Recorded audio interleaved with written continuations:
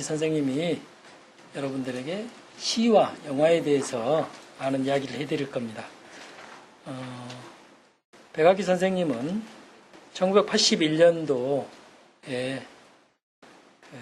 현대문학, 한국문학, 민음사의 오늘의 작가상 등 한 해에 세 곳에서 당선되어서 문단에 나왔습니다.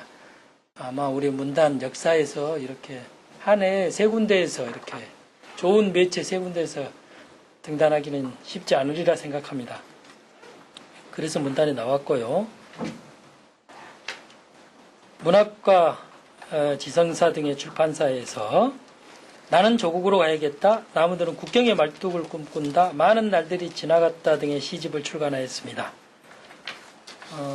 지난 2000년도에 첫 영화배우로서의 데뷔작 24이라는 작품을 시작으로 해서 길, 프락치, 위도, 녹색 의자 등 10여 편의 영화에 출연했고요. 한중 합작 드라마, 오성 대반점, 중국에서는 아주 히트친 드라마를 5년 동안 했답니다. 드라마가 5년 했다는 것이 우리나라는 좀 이해가 안 되죠. 우리나라는 드라마 길어야 한 6개월, 길어야 1년이죠. 근데 수사반장은 굉장히 길었네. 생각해보니까. 전원일기, 맞아. 그랬네, 생각나. 근데 어쨌든 그런 식으로 전원일기 같이 대단히 인기가 있었나봐요. 오성 대반점이라는 그 드라마를 5년 동안, 그래서 중국에서 또 활동을 했어요. 그래서 중국에서 아주 널리 이름이 알려졌다고 합니다. 지난해는 장편 독립영화 앙코르와트를 제작, 총지휘 감독해서 전주국제영화제 경쟁작으로 올려놓기도 했고요. 그리고 소금별이라는 영화를 지금 찍으려고 하고 있는 것 같습니다. 지금은 그 뉴스원이라는 통신사의 그 전라북도 편집국장으로도 계시는데요. 저에게는 특별히 그 문단의 선배님이죠. 저하고는 아주 추억이 많은, 그리고 제가 많이 따라다니면서 배운 그런 선배님입니다. 뜨겁게 박수로 맞이해 주시기 바랍니다.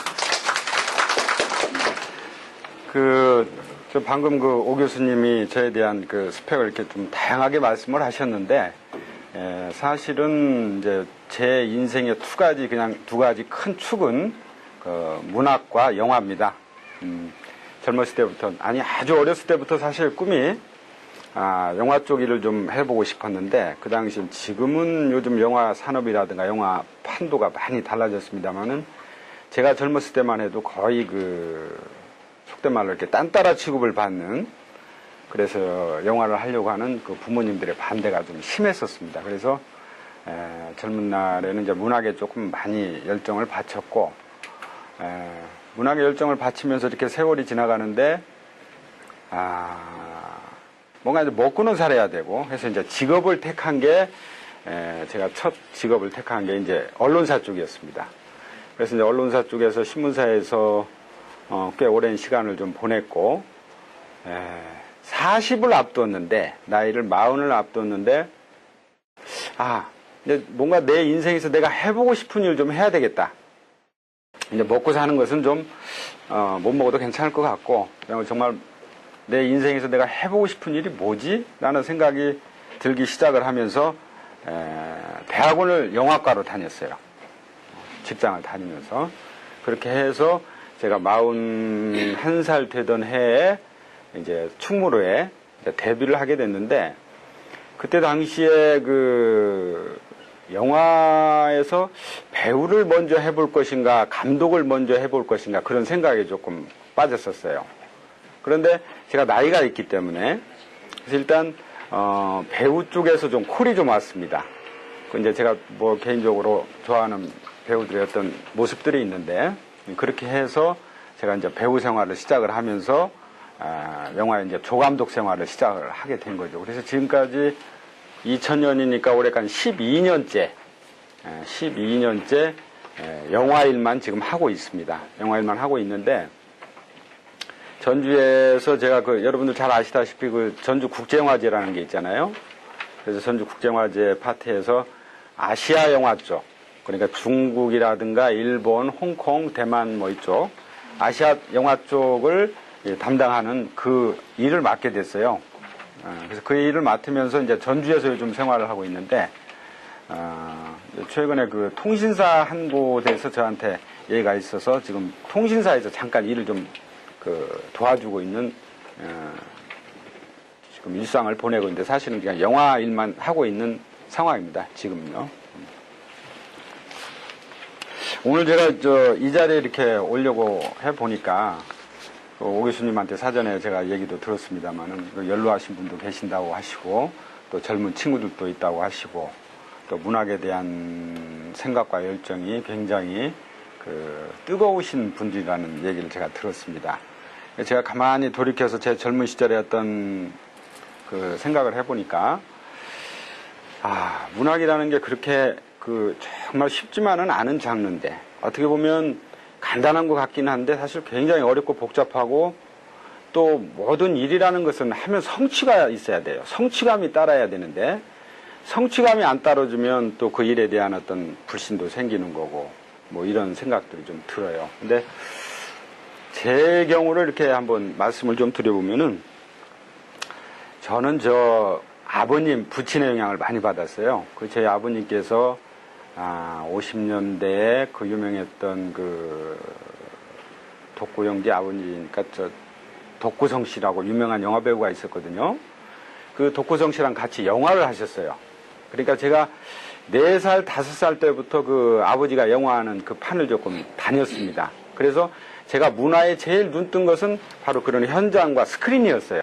이런 게 아주 무시를 못하죠. 어렸을 때 어떤 기억과 추억이라는 게. 그래서 그런 한 가지 상황이 있었고 또 하나의 상황은 제가 초등학교 2학년 때 제가 남자인데 저희 아버님이 생일 선물로 그 당시에 이렇게 제가 오랫동안 가지고 있다 잊어버렸는데 노란 꽃무늬로 된 소월 시집이 있어요. 진달래꽃. 요걸 국민학교 2학년인 남자인 저한테 생일 선물로 주셨어요. 저희 아버님이 조금 독특하고 특별하셨던가 봐요. 그런데다가 어렸을 때 저한테 제 바로 위에 누님이 계신데 추석이라든가 설날이라든가 이렇게 옷을 사주거나 신발을 사주면 꼭 여자 걸 사줬어요. 저한테. 그래서 옷도 여자 것을 입었고 신발도 여자 운동화를 신었었습니다. 저는 그게 몹시 싫었는데도 불구하고 아버님이 왜 그렇게 저한테 여자 옷과 여자 신발을 사줬는지 이해를 못했어요. 나중에 커서 한번 물어보려고 하다가 그 기회를 놓쳐서 하셨는데 돌아가시기 직전에 한번 제가 농담 삼아서 한번 여쭤봤습니다. 아버님한테. 어렸을 때 아버님 왜 저한테 그렇게 여자 운동화, 여자 옷들을 이렇게 사서 입혔냐고 그랬더니 당신도 잘 모르겠다고 그러시더라고요. 왜 그런지 당신도 잘 모르시겠다고 그 말씀을 하시더라고요. 그래서 제가 어렸을 때 그런 어떤 성장 환경이 나로 하여금 자연스럽게 문학과 또 영화에 이렇게 들어갈 수 있는, 영화에 이렇게 진입할 수 있는 그 세계에 갈 수 있는 어떤 여건과 토양이 된 것 같아요. 지금 가만히 생각을 해보니까. 그런데 또 공교롭게도 대부분의 사람들이 다 그렇습니다만 인생에서의 어떤 가장 중요한 시기들이 있습니다. 그 중요한 시기에 어떤 열정이라든가 고통이라든가 이런 것을 표출을 해내야 되는데 그게 이제 어떤 장르, 예술이라는 장르를 통해서 어떤 행위를 통해서 여러 가지 이렇게 표출이 됩니다만은 대부분 예술을 하시는 분들은 또 문학이 됐건 그림이 됐건 음악이 됐건 영화가 됐건 그런 장르를 택하시는 분들은 내면이 비교적 굉장히 깊은 사람들이에요. 제가 보니까. 그래서 이제 저 같은 경우 아버님이 선물해 주신 진달래꽃 시집의 영향인지 초등학교, 중학교 때부터 100일장도 많이 있잖아요. 거기 나가면은 꼭 상을 받게 됐고 또 학교 대표로 이렇게 또 나가게도 됐고 그렇게 글 쓰는 것이 아주 몸에 이렇게 자연스럽게 붙었었습니다. 그런데 그리고 나면서 고등학교 때 이제 또 심한 어떤 자아의 어떤 몰락을 경험을 하면서 가출도 좀 해보고 또 돌아도 다녀보고 이런 아주 굉장히 심한 어떤 열정의 부침이 굉장히 많았었어요. 이제 그런 사람들의 흔히 성향에 보면 이렇게 굉장히 몸이 뜨거운 사람이라고 이렇게 얘기들을 하더라고요. 그래서 그렇게 해서 저는 처음부터 영화를 하려고 시작을 했는데 제가 조금 서두에 말씀을 드렸듯이 그 당시에는 영화라는 그 장르가 또 그 분위기와 그 판이 굉장히 그 사회에서 냉대하고 천대시하고 별로 바람직스럽지 못한 그런 그 세계여서 부모님의 반대가 또 아주 심했어요. 저희 아버님 같은 경우 젊었을 때 그 영화를 하셨음에도 불구하고 막상 제가 그걸 하겠다고 하니까 아주 반대가 굉장히 심했습니다. 그래서 그걸 못하게 됐죠. 그렇게 해서 자연스럽게 이제 책과 영화를 많이 보는 쪽과 뭐 이런 세월을 이제 젊은 시절을 제가 보냈습니다. 그래서 그 저는 이제 원래 고향이 전주 쪽이고 그 전주의 그 인구에 비해서 영화관이 굉장히 많았었어요. 어렸을 때도. 한 인구가 그 당시 한 20, 30만이었는데 영화관이 한 10개 정도 된다고 그러면 그 인구 대비 굉장히 많은 영화관을 가지고 있는 겁니다. 그 도시가. 그리고 나중에 보니까 그 전주가 그 영화의 어떤 발상지라고 하는 얘기를 나중에 제가 자료를 통해서 보게 됐는데, 그래서 어렸을 때부터 중고등학교, 대학 시절까지 거의 영화관에서 살았어요. 저는. 그러니까 영화 보는 게 유일한 낙이었고, 그 영화관 안에 들어가면은 그냥 뭐라 그럴까, 그 마음이 편해지는 그런, 그러면서도 또 고집스럽게 첫날 첫 프로 영화를 제가 아주 고집해서 영화를 보고 그랬습니다. 그래서 내 인생은 앞으로 가야 할 길은 영화다, 이렇게 생각하면서 이렇게 쭉 지내왔는데, 사실은 또 그 방향으로 젊은 시절을 가지 못하고 흔히 말하는 40대에 영화를 시작을 했습니다. 그런데 영화를 시작해보니까 영화라는 판도 만만치가 않아요. 만만치가 않고, 그 지금 12년 동안 제가 뭐 배우로서 뭐 카메오 출연까지 합치면 좀 많은 편수가 있습니다만은, 영화를 하면서 끊임없이 내 영화를 만들어야 되겠다. 그리고 또 중국까지도 가서 일을 하게 되고, 그래서 지금까지 여기 와서 곰곰이 생각을 해보니까 문학이나 영화나 열정이 좀 더 있어야 되겠다. 이제 나이가 제가 이렇게 되니까 이제 열정도 자꾸 식어요. 그리고 조금 편하게 살아야 되는데 너무 지금까지 삶을 정말 앞을 보고 뛰듯이 살아왔구나라는 그런 생각이 많이 들어요, 요즘에는. 그래서 제가 여러분들한테 오늘 참 좋은 얘기를 좀 말씀을 좀 드려야 되는데, 제 개인적인 얘기를 이렇게 말씀드리는 이유는, 문학이나 영화나 어떤 예술적 장르들은 대부분의 사람들이 그 열정과 고통이 많은 사람들이, 내면에 그런 분들이 이런 일을 하신다라는 것을 말씀드리기 위해서 제가 조금 제 상황을 이렇게 말씀드렸습니다. 제가 그 한참 시를 열심히 쓸 때는 하루에 막 10편도 쓰고 그랬어요. 그게 시인지도 모르고 그냥 썼습니다, 그걸. 하루에 시를 10편씩 쓴다는 게 쉽지 않은 일이잖아요. 그런데 그 10편씩 쓰던 시들을 어느 한순간 싹 태웠어요. 아마 지금 그 책을, 그 시집을 아마 묶었으면 그 당시 한 1,000억 원 정도의 분량이 될 정도의 시를 많이 썼습니다. 근데 그게 시인지도 몰랐어요. 아주 문단에 데뷔하기 전이니까. 그런데 어느 날 이 문학에 대한 회의가 이렇게 오기도 시작하고 저기 할 때 마지막으로 내가 가지고 있던 작품들을 문단에 한번 던져보고, 그리고 그만둬도 그만둬야 되겠다, 이제 이런 생각을 해서 신춘문예에 그 당시에 80년도에 동아일보하고 서울신문에 2군데 냈습니다. 했는데 그 흔히 그 신춘문예에 보면 대개 12월 24일 날 당선자 통지가 오잖아요. 통지가 안 오더라고요. 그래서 이제 더 이상 나하고 문학의 길은 여기서 끝인가 보다 하고 이제 포기를 했는데, 1월 1일, 12월 31일 날 1월 1일자 신춘문예 당선작들이 나오는 작품들, 뭐 심사, 당선 소감과 심사와 작품들이 나오잖아요. 그래서 12월 31일 날 신문을 봤는데, 동아일보하고 서울신문에 제 작품이 결선에서 3편이 올라왔는데 거기서 막판까지 겨루고 있었더라고요. 그래서 그때 된 동아일보가 누구냐면 남진우입니다. 남진우 시인, 그 신경숙 씨 남편 되는 남진우 씨가 그때 동아일보 저하고 막판까지 겨루다 당선이 됐고, 서울신문은 지금은 시를 쓰지 않는데 우영창이라는 선생이 있었어요. 그 양반하고 이렇게 마지막까지 이렇게 겨루다가 제 작품이 떨어졌더라고요. 그래서 조금 더 여지가 있네? 라는 제가 생각을 하면서 그 해 가지고 있던, 남겨놨던 그 작품들을 동시에 현대문학, 한국문학, 오늘의 작가상에 다 던져버렸어요.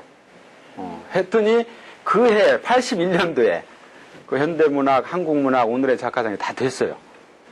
그렇게 해서 이제 문학의 삶을 좀 살으라는 얘기인가 보다 해서 젊은 시절 80년대에는 굉장히 많은 글을 쓰게 됐고, 또 우연한 기회에 그 시집 한 권을 일단 묶어야 되겠다라는 생각을 해서 저는 성향이 창비 쪽이라고 생각을 했어요. 그 당시에 문지, 민음사, 창비가 우리 한국 문단의 3대 대표 매체라고 할 수가 있는데, 이제 문지, 창비, 민음사. 근데 저는 제 성향이 첫 시집의 제목도 그렇습니다만은 창비 성향이라고 생각을 했어요. 그래서 그 창비에 그 60편 정도 되는 시를 보냈는데, 문단에 데뷔하고 난 뒤에 보냈는데, 창비에서 반송이 되어 왔어요. 창비 스타일하고 맞지 않는다고. 그래서 또 한 번 좌절을 겪었죠. 이상하다. 나는 내 시 스타일을 창비라고 생각하는데 창비에서는 그렇게 생각하지 않는다고 그러니 그거 이상하네. 그렇게 생각을 하다가 문지에다가 다시 보냈어요. 그랬더니 지금은 돌아가신 서울대 그 불문과 교수를 오래 하셨죠. 김현 선생께서 제 첫 시집의 원고 그대로입니다. 그걸 보시고는 대단한 민족적 낭만주의 시다.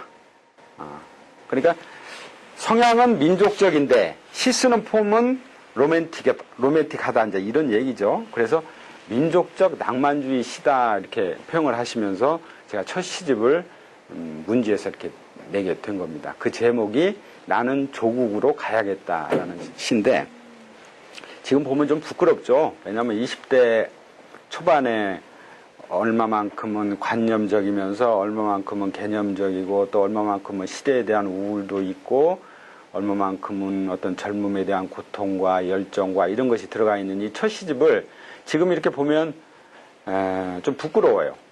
그런데도 그 당시에는 그 첫 시집을 찍자마자 3쇄까지 찍었으니까 많이 찍은 겁니다. 그게 그 당시에. 그래서 일약 그 문단에서 젊은 시인으로 이름을 제가 좀 많이 얻었어요. 그렇게 한 3, 4년 이렇게 쭉 문단에서 활동을 하면서 시를 많이 쓰게 됐고, 또 제 또래 많은 젊은 시인들과 교류도 하고, 그렇게 하면서 이제 80년대 중반을 이렇게 보내게 됐습니다, 제가. 그러면서 시를 쓰면서 직업이 어떤 게 제일 좋을까 이제 고민을 제가 했어요. 근데 제가 조금 어떤 시대적인 혹은 역사적인 이런 어떤 논쟁이라든가 이런 데 좀 관심도 좀 많고 해서 제일 좋은 직업이 어떨까 하다가 언론사 쪽을 제가 택해서 언론사 쪽에 가보니까 언론사도 부서가 많잖아요. 문화부, 사회부, 교육부, 정치부 이렇게 쭉 있는데, 언론사를 입사를 했더니 저는 문화부를 가고 싶었는데 그 편집장이 어떻게 저의 어떤 성향을 봤는지 모르겠는데 정치부로 뺐어요. 그래서 젊은 나이에부터 또 정치부에서 활동을 하면서 정치 기사를 이렇게 쓰게 됐고, 이제 그게 요즘 제가 생각을 해보니까 이게 제 나이쯤 이렇게 돼 보니까 시대를 읽는 어떤 시스템은 정치 파트에서 제일 많이 나오더라고요. 제가 보니까. 그래서 이른 나이에 내가 참 좋은 경험을 했구나, 이런 생각을 제가 했습니다. 그래서 언론사 생활을 이렇게 쭉 하다가 결국은 제가 이 언론사도 내 체질은 아닌 것 같고 밥은 먹고 살아야 되겠는데 이제 더 이상 밥 먹고 사는 거 가지고 걱정은 하지 말자 해서 이제 과감하게 제가 영화 쪽으로 나오게 된 겁니다. 그래서 제가 첫 데뷔한 영화가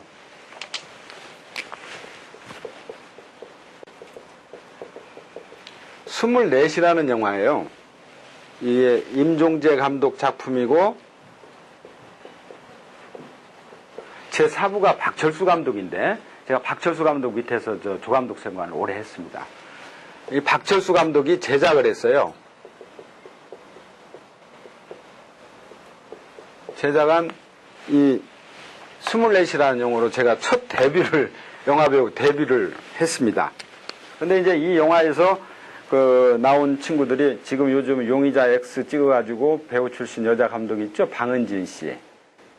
방은진 씨가 이 영화에 출연했고, 남자 배우는 요즘 한참 나오다가 드라마에도 나오다 요즘 안 나오는데 김현성이라는 애가 있었고, 그 다음에 명계남 씨도 나왔고, 그 다음에 패션 모델 하는 변정수 있죠. 변정수 여동생이 변은정이라고 있습니다. 나중에 또 이름을 바꿨대요. 변정민이라고. 그렇게 해서 그런 사람들이 나오는 상당히 작품성이 강한 영화예요, 이 영화가. 제가 여기에 그 방송사 PD 역할을 했습니다. 아주 그 나쁜 놈이죠. 그 젊은 MC, 여자 MC를 이렇게 저기 하는 나쁜 역할입니다. 근데 이 임종재 감독이 저를 다른 역할로 쓰려고 했는데 박철수 감독이 그랬대요. 제 사부인데 저 백악기 쟤는 좀 선한 것 같은데 배우 카메라 드러내면 좀 못된 기질이 있는 친구다, 저 친구. 그래서 그 악덕 방송사 PD 역할을 시키면 딱이다 해서 제가 이 역할을 했는데 아주 그 영화 첫 데뷔작 치고는 성공적이었어요. 그때 그 시인이 영화배우로 데뷔했다 해가지고 여성지 인터뷰부터 해서 영화 잡지 인터뷰, 그리고 저 KBS 9시 뉴스에도 제가 나왔습니다. 그 이제 내용은 뭐였냐면 인생 이모작이라고. 그러니까 40대까지 쭉 살아오던 자기 삶을 싹 접어버리고 충무로에 뛰어든 뭐 시인 백악기, 영화배우 백악기, 이렇게 해서 제가 2000년도에 24이라는 영화로 성공적인 충무로 입성식을 제가 치렀습니다. 그런데 이 24이라는 게 참 묘하더라고요. 제 문단 데뷔작인 현대문학에 데뷔했던 그 데뷔작이 삼류국장에서 닥터 지바고를이라는 작품이거든요. 그래서 제가 영화관에서 퍽 오래 살아서 시 제목도 삼육장에서 닥터 지바고를이에요. 시 제목이. 80년대 이런 제목으로 시를 쓰는 사람들이 없었대요. 저는 이게 일상인데. 그러니까 그 당시에 전주에 한 10개 영화관이 있는데 개봉관보다는 하루에 2편씩 상영하는 영화들이 많이 있었어요. 왜냐하면 한 번 돈 내고 들어가서 영화를 2편을 보니까. 어떤 때는 도시락도 제가 싸가지고 갔습니다, 영화관에. 해서 11시, 1시, 3시, 5시, 7시, 9시, 이게 그 테이블 타임인데 11시에 들어가서 한 프로 보고 나서 점심 먹고 1시에서 3시까지 보면 또 2편을 보잖아요. 그리고 또 다시 11시 프로를 또 봅니다. 그렇게 어떤 때는 거의 영화를 뭐 이렇게 장면을 다 꿰을 정도로 그런 시간을 제가 보내서 그랬는지, 그 삼육장이라는 그 어유가 주는, 그래 되게 삼육장 가서 보면은 지금은 개봉관들 전부 멀티플렉스 영화관이 됐습니다만 그때는 영상이도 낡고 화면 스크린도 낡아서 한쪽에 이렇게 막 지직거리고 이렇게 비 내리는 것처럼 보이고 그러잖아요. 그래서 닥터 지바골이라는 영화가 여러분도 잘 아시다시피 그 러시아의 유명한 노벨문학상을 받은 그 이름이 갑자기 생각이 안 나네. 그분 작품이잖아요. 그리고 오마 샤리프하고 그 유명한 영국 여배우가 나왔던 라라 나왔던 그런 이 닥터 지바고라는 영화를 제가 고등학교 때 처음 보면서 야, 저런 영화의 배우로 한번 출연해보고 싶다. 저런 영화를 한번 만들어보고 싶다. 이 영화는 닥터 지바고는 데이비드 린이라는 감독이, 영국 감독이 만들었는데 참 대단히 인생론적이고 서사적이고 낭만적이고 화면 좋고 이 안에 시대와 역사도 들어가고 혁명도 들어가고 사랑도 들어가고 슬픔 다 들어가 있잖아요. 이게 어떤 인생 같더라고. 근데 이런 좋은 영화를 저는 삼육장에서 봤어요. 그래서 이런 제목으로 이렇게, 이게 첫 제 문단 데뷔작인데 이 첫 문장이 이렇게 됩니다. 삼류극장에서 닥터 지바고르의 시의 첫 문장이 문득 맨 가해 쪽 객석에 앉으며 나의 24을 기다리는 동안 뭐 유행가 가락 힘없이 꺼지고 뭐 이렇게 시작이 되는 겁니다. 이 데뷔작이. 여기 24하고 제 영화 데뷔작이 이렇게 이상하게 나중에 보니까 같더라고요. 그러니까 이 24이라는 이 언어를 왜 내가 썼는가, 그 당시에. 이거 22이라고 쓸 수도 있고 21살이라고 쓸 수도 있고 27이라도 쓸 수 있는데 이 24이라는 언어가 주는 울림이 있더라고요. 아마도 내가 이 시를 썼던 무렵은 아마 22살쯤이었던 것으로 제가 기억이 되는데 언어는 24이라는 말을 썼어요. 묘하게 이거하고 제 영화 데뷔작하고 같은. 그래서 저도 나중에 모르게 됐는데 내 첫 문단 데뷔작인 시에서 쓰는 24과 제 첫 영화 데뷔작인 24이 이렇게 이상하게 같게 되는 것도 이렇게 하나의 운명이 아닌가. 나중에 제가 개인적으로 그런 생각을 했습니다. 이 36장에서 닥터 지바굴라는 이 시 이후에 저는 끊임없이 영화를 생각을 했어요. 그러면 상당히 제 시 속에는 영상적인 흐름이 굉장히 사람들이 많다고 그래요. 제 시를 가지고 평론을 써주신 김현 선생도 그렇고, 백악기의 시에는 한 편의 영화를 보듯이 영상적인 언어가 참 많다. 그럴 수밖에 없는 거죠. 이건 제 개인의 특성이고, 제가 좋아하는 저이기 때문에. 영상적인 언어가 참 많다. 그래서 오히려 이게 저한테는, 장기가 된 거죠. 물론 관념적인 저기도 될 수 있고, 뭐 저기도 될 수 있는데, 저는 시가 굉장히 이렇게 처음부터 이렇게 끝까지 읽어보면 이렇게 한 편의 영화를 본 것 같다라는 그런 평론가들의 얘기를 제가 많이 들었습니다. 그것은 제 개인적인 영화 취향하고 제 문학적인 이 열정하고가 이렇게 같이 만나는 접점이 여기가 아닌가라는 그런 생각을 제가 했습니다. 그래서 이 영화 이후에 제가 이제 뭐 한 10여 편 영화에 알만한 영화들이 많이 있습니다만 출연을 하면서 박철수 감독의 조감독 생활도 하면서 또 우연한 기회에 중국 쪽하고 이렇게 연이 닿아서 중국에서 한 5년 제 영화도 만들고 또 배우로도 출연을 했는데 아까 우리 오 교수님이 소개하듯이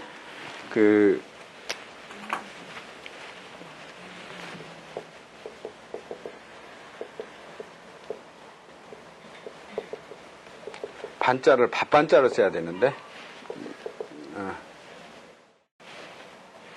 이 반자네요. 밥반자. 오성 대반점이라는 게 중국에서는 이 대반점이 대주점이라고도 쓰고 호텔입니다. 이게 오성은 이제 5스타니까 5성급 호텔이라는 뜻이죠. 중국어로는 우싱따 판덴이라고 하는 중국 드라마가 있는데 이게 중국의 CCTV1이라고 그러면 우리 한국의 KBS1 같은 겁니다. CCTV1이면 중국 중앙방송국이니까 한국으로 치면 KBS1인데 거기도 드라마도 방송 시간대를 많이 타잖아요. 아침 드라마. 프라임 시간대라고 하면은 우리 9시 뉴스 바로 전에 8시 10분에서 뭐 8시 55분까지 하는 프라임 시간대에 방송된 드라마입니다. 근데 여기에 제가 굉장히 비중 있는 역할로 출연을 했어요. 해서 이 드라마 덕분에 저는 중국의 전역을 다 다니게 됐습니다. 한 5년 동안. 저 밑에 동양의 하와이라고 하는 퐁킹만 끝에 있는 하이난, 해남도라고 하죠. 하이난에서부터 바로 위에 운남성의 쿤밍, 따리, 샹그릴라, 또 이쪽에 뭐 샹하이, 항저우, 그 다음에 베이징, 텐진, 저 위에 흑룡강성까지 이 드라마, 왜 그렇게 이렇게 이 드라마가 그렇게 오랫동안 돌아다니는가 했더니 이 만든 드라마에서는 TV는 연출, PD라고 얘기하죠. 영화는 감독이라고 얘기하지만 이 드라마 PD가 중국 대륙을 무대로 이거 찍어보고 싶다 해서 이렇게 만든 드라마예요. 이게 중국 베이징 올림픽 앞두고 방송이 되면서 엄청난 시청률을 올린 드라마입니다. 이게 일본의 후지 TV에서도 사가서 일본 후지 TV에서도 방송되고 그 덕분에 저도 일본 후지 TV에 출연도 하고 그랬습니다만은 한국에서는 사실 우리 한국 드라마의 수준은 엄청나게 굉장히 높죠. 퀄리티가 굉장히 높아요. 거기 못지않은 적인데 이 한국에서는 SBS 케이블 채널인가 SBS에서 방송이 좀 됐었습니다. 그래서 많은 사람들이 제가 이 중국 드라마에 또 출연한 것을 이렇게 알고 있는데 이 드라마에서의 또 제 배역은 저는 무슨 글을 쓰고 뭐 시인이고 어떤 이런 경력에 따르면 뭔가 조금 점잖은 역할과 뭐 이런 걸 해야 돼. 저는 이상하게 배역이 좀 독특한 배역을 했어요. 여기에서는 아주 조폭 두목 역할을 했습니다. 조폭 두목 역할을 해서 상당히 폼나는 그런 적이 돼서 이 드라마 덕분에 제가 중국에 이렇게 호텔들 돌아다니면은 벨보이라든가 호텔에서 일하는 사람들이 다 저를 알아볼 정도로. 그래서 저는 이 드라마 덕을 톡톡히 봤어요. 중국에서. 그래서 이 중국 드라마까지 이렇게 해서 저는 이제 40대 이후에 지금까지 이 영상적인 영화 쪽 일을 이렇게 제가 계속 해오고 있습니다.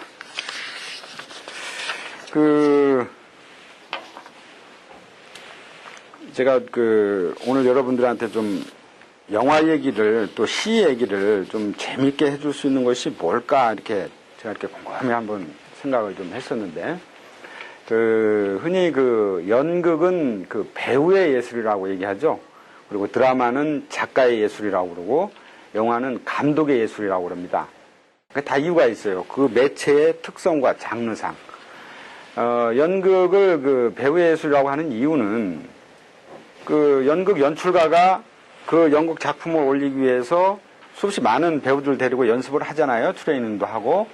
근데 막상 딱 일회성인 이 무대 위에 올라가면 배우의 동선과 말투와 다 그거에 의해서 좌지우지 됩니다. 그냥 연출가가 아무리 이렇게 만들었어도 배우가 올라가서 자기 마음대로 해버리면 돼요. 그래서 옛날부터 연극은 배우 그러면 연극 배우가 사실 1등이에요. 연극 배우 따라갈 사람들은 없습니다. 배우로서. 요즘 연극 배우 출신들이 영화 쪽으로 많이들 넘어오잖아요. 그 탄탄한 연기력을 가지고. 그래서 연극은 배우의 예술이라고 얘기하고, 드라마는 단적으로 누굽니까? 드라마 작가, 나이 먹고 많이 쓰는 작가, 누가 있죠? 김수현 선생 같은 걸 보면 거의 드라마는 이 작가의 예술이라고 해요. 그 작가의 펜 끝에 의해서 탤런트들이나 인물들이 살기도 하고 죽기도 하고 그러죠. 그래서 드라마는 대부분 그런 작가의 예술이라고 하고, 감독은 영화를 왜 감독의 예술이라고 하냐를 봤더니, 지금 우리가 카메라로 이렇게 찍고 쭉 수없는 장면들을 찍지만 최종적으로 거기의 편집과 음악과 자막과 이걸 포장을 해서 영화라는 한 편을 이렇게 딱 만드는 이 최종 책임자가 감독이기 때문에 그렇습니다. 실제로 요즘 영화들 이렇게 보면은 감독판 영화가 있고, 디렉터스 컷이라고 하는데 그 판이 있고, 일반 대중적인 커트가 있고 그래요. 제가 작년에 제작 총감독으로 한 영화가 앙코르와트라는 영화가 있는데, 이 영화가 지난번 전주 국제영화제 한국영화 경쟁작으로 들어갔어요. 근데 이제 이 영화는 제가 후배 감독을 시켰습니다. 후배 감독을 시키고 저는 이제 제작 총 지휘만 이렇게 했는데, 이게 전주 국제영화제 경쟁작에 들어가서 관객들이 보고 난 뒤에 후반부가 좀 다시 찍었으면 좋겠다, 그런 얘기들이 많이 나왔어요. 사실 이 영화는 버젯이 아주 작은 영화입니다. 우리 한국 영화의 지금 평균 제작비가 보통 한 4, 50억이고 그냥 100억대 넘어가는 영화들이 많잖아요. 그런데 그럼에도 불구하고 조금 양심적인 감독들은 20억 정도의 포맷을 잡습니다. 어떤 감독들은 10억에도 찍고, 정지영 감독이 부러진 화살 만들어가지고 저기 했을 때 부러진 화살 같은 경우는 7억밖에 안 들었어요. 근데 엄청난 대중성을 확보하면서 돈을 벌게 되잖아요. 그러니까 보통 한국의 평균 영화 제작비가 20억인데 그 아래 영화들, 그러니까 몇천만 원짜리 영화에서부터 10억 안팎의 영화들, 우리가 흔히 인디 영화라고도 하고 독립 영화라고도 하죠. 저는 사실 상업 영화는 못 해봤습니다. 20억 이상 이렇게 버젯이 되는 그런 영화들을 진짜 해보고 싶은데, 제가 시나리오 쓴 영화들은 작품성이 강하고 예술적으로 너무 강해서 대중성을 확보하기는 힘들다. 그래서 투자를 못 받아요. 그러니까 이제 할 수 있는 게 한 2, 3억 정도 버젯에 그런 영화를 만들게 되는데, 이 영화가 결국은 한국 영화 경쟁작에서 들어갔다가 후반을 좀 다시 찍어야 되겠다 해서 후반을 완전히 다시 바꿨어요. 그래서 제목을 벌거숭이라는 영화로 다시 바꿨습니다. 이렇게 이 영화는 버젯이 2개가 있는 거죠. 그래서 이 영화 벌거숭이라고 다시 후반부를 다시 찍어서 재촬영, 재편집을 하니까 이 벌거숭이 영화는 얼마 전에 9월에 있었던 밴쿠버 영화제를 갔습니다. 결국 거기 가서 상은 받지는 못했습니다만. 그러니까 영화는 감독의 어떤 편집과 영상과 자막과 음악과 그런 거에 따라서 달라진다는 거죠. 그래서 영화는 감독의 예술이라고 그렇게 얘기를 많이 합니다.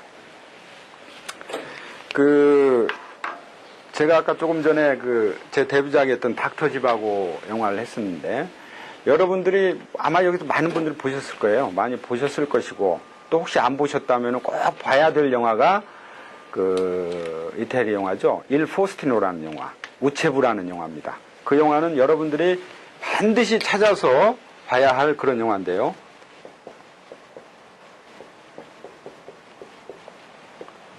이게 이태리어로 포스티노 이렇게 쓰고 영어로는 더 포스트맨이라고 쓰더라고요. 일 포스티노 영화 보신 분 계시죠?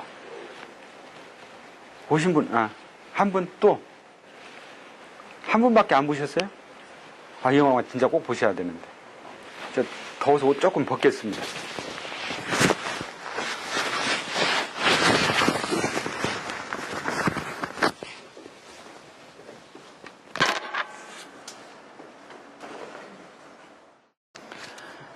일 포스티노라는 영화가 칠레의 망명 시인인 노벨 문학상을 받았죠.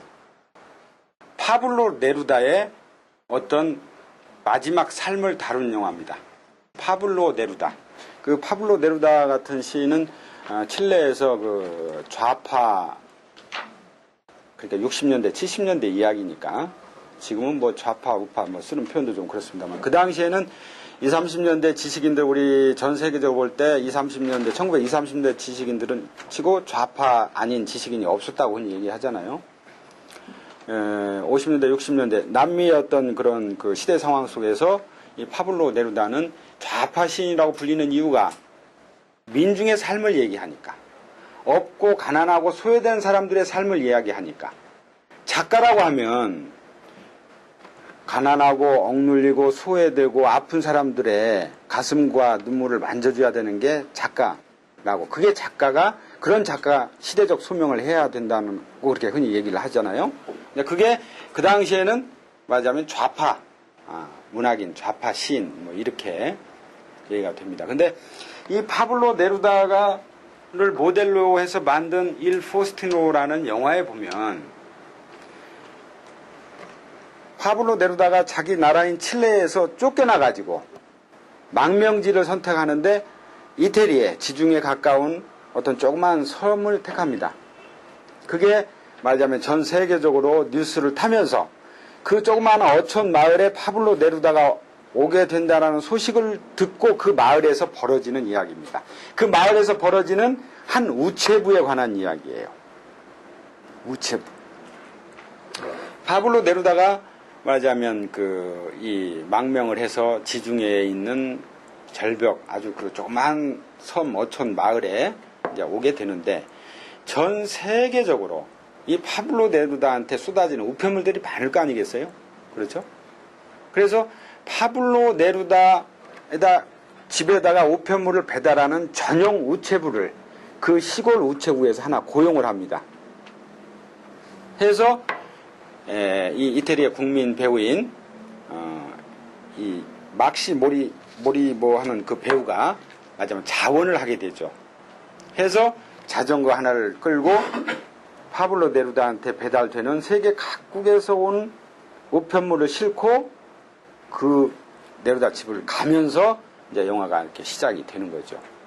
그런데 이 우체부가 파블로 네루다 집을 가서 보니까 파블로 네루다가 대단한 세계적인 시인이고 자기 나라에서 쫓겨날 정도로 그렇게 유명한 시인인데 이 시인이 책을 읽거나 시를 쓰거나 뭐 나무를 감상하거나 꽃을 쳐다본다 하는 행위는 전혀 하지 않고 매일매일 그 집을 가는데 갈 때마다 음악을 틀어놓고 빨간 드레스를 입은 자기 애인하고 춤추면서 놀고 있어요. 이 우체부의 눈에는 그 모양이 굉장히 신기한 거죠. 도대체 저 시인은 언제 시를 쓰고 언제 책을 읽나?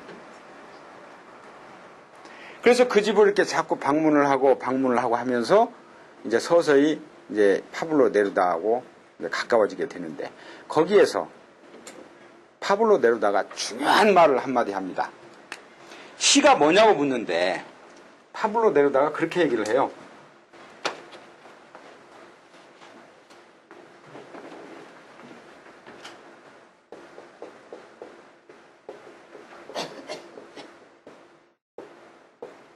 다른 얘기는 않고 시는 은유다라고 얘기를 합니다. 은유가 무슨 말인지는 알죠? 영어로 as나 like처럼 뭐뭐처럼 뭐뭐 같이 이런 표현을 쓰지 않죠. 그냥 그것을 지칭하는 거죠. 이미지. 시는 은유다라고. 그러니까 이 젊은 우체부가 은유라는 말을 무슨 말인지 모르죠. 그러니까 네루다한테 그렇게 물어봅니다. 은유가 무슨 말이냐고. 그랬더니 가령 하늘이 슬퍼서 비가 내리는 경우, 비가 운다. 그렇게 우리가 얘기할 수 있다고 한다면 그게 은유다라고 얘기를 합니다. 제가 여기 조금 적어와 봤는데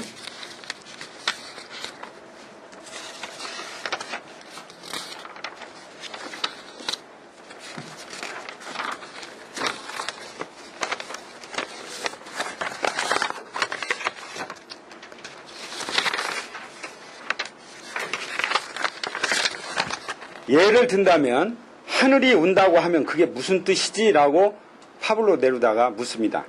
그러니까 그 우체부가 그러면 그건 비가 오는 거죠?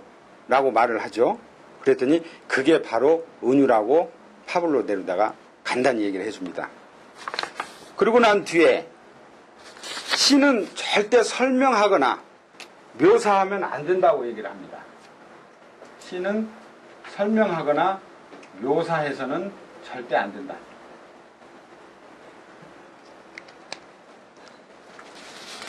그리고 설명이나 묘사가 아닌 감정을 대입시켜야 된다.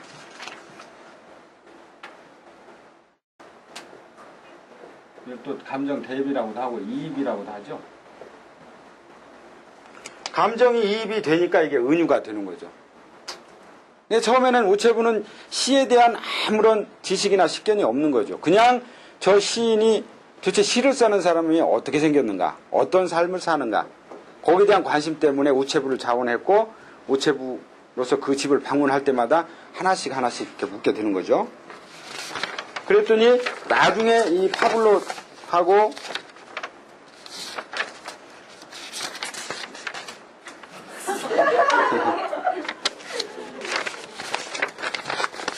파블로가 이 우체부한테 그런 말을 합니다. 자네는 어부로서 삶을 살아왔는데 어부는 바닷가에 나가서 그물로 고기들을 잡잖아요. 그때 그 그물이 느낌이 어떻느냐고 물어요. 그랬더니 이 우체부가 그렇게 합니다. 서글프다고. 자신의 삶이 어부로서 조그만 시골에서 평생 살면서 그물만 잡아 다니면서 고기를 이렇게 낚았는데 그 그물이 어떠느냐고 물어요. 이 은유를 이렇게 다시 물어보는 거죠. 그러니까 그 우체부가 얘기합니다. 서글프다고. 그러면 그물을 잔에 당길 때 그 문장으로 한번 만들어 보라고 그래요. 그물을 고기를 잡아서 당길 때 그걸 자네가 은유를 써서 문장으로 만들어 보라고 하니까 처음으로 그 우체부가 나는 서글픈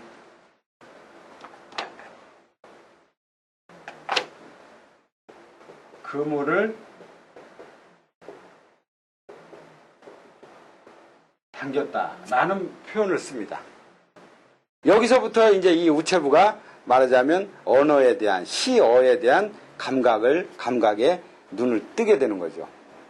파블로 네루다하고의 몇 번의 만남을 통해서 자네가 살아온 삶이 어부의 삶인데 그 그물이 어떻든가 그러니까 툭 뱉은 말이 서글프다고 그랬어요.